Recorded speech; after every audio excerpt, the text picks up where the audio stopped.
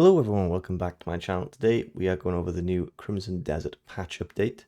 But first I just want to say a big thank you to hitting 250 subscribers. So to everyone that's new, thank you very much. I didn't actually think we'd get here, but let's try and get to 350. Anyway, let's get into it.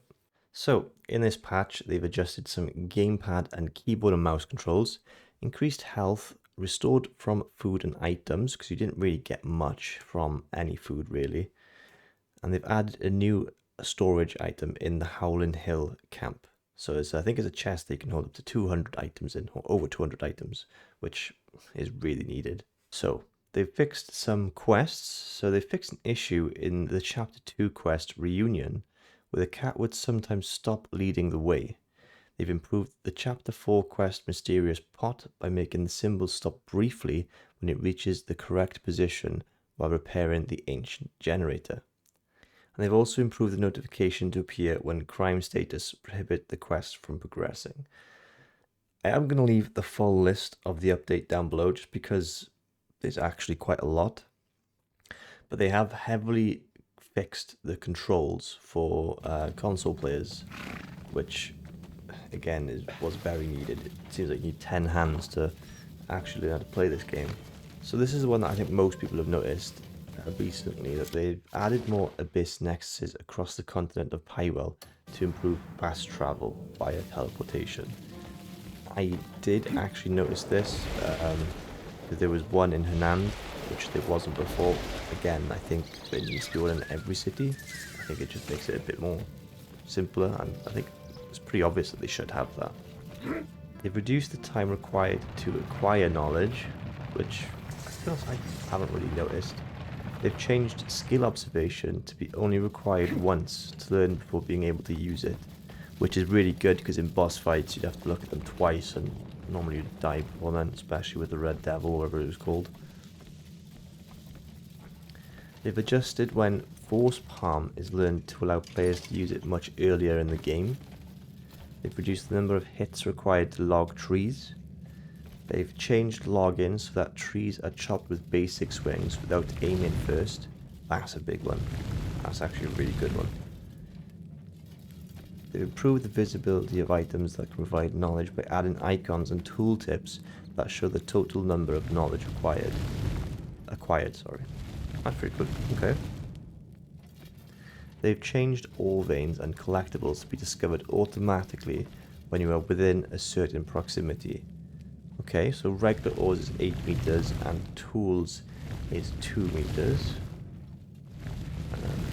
Okay.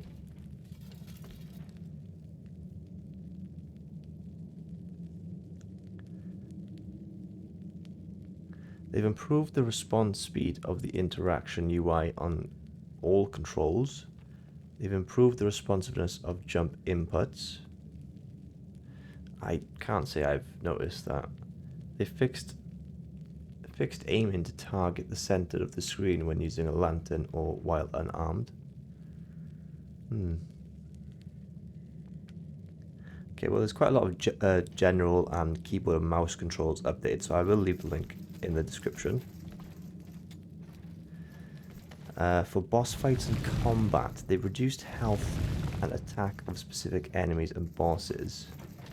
They've reduced stamina consumption for blocking attacks. They've lowered the difficulty of the ambush encounters triggered while heading toward the Red Devil boss stage. That is probably the hardest boss I've ever fought in my life.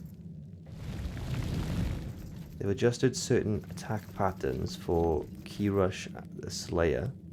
They've increased the accumulation of the sun gauge and on bosses upon successful parry.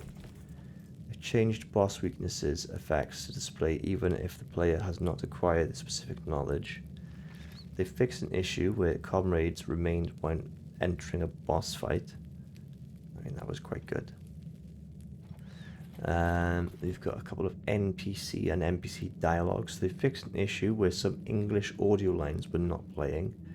They've reduced the price of the restorative items sold by Carl at Howling Hill Camp for 10 silver to 1 silver. They've improved animal behavior to appear more natural when near the player. They've fixed the normal behavior and placement positions for certain NPCs, and they fixed issues where NPCs would catch each other cheating during the minigame duo. Right. I mean, I absolutely love the game. Probably one of the best games I've played for a very, very, very long time. They've improved some of the graphic settings for PlayStation 5 and Xbox. They've added a toggle for 120Hz mode within the settings. They fixed an issue where settings were not saving correctly after using the default option in the settings. They fixed an issue where resolution and upscaling settings were not retained when restarting the game. Okay, there's quite a few there as well. They've done some performance, stability, and gameplay updates. But yeah, to be honest, I think this update is a pretty good one, and I think most people will be happy about this. I've not really come across that many bugs or glitches or anything like that. I've seen a few flying animals, a few flying goats, but that's pretty much about it. But let me know your thoughts down below. Do you like the game or do you not? And I will see you guys in the next video, so make sure to like and subscribe. Bye bye.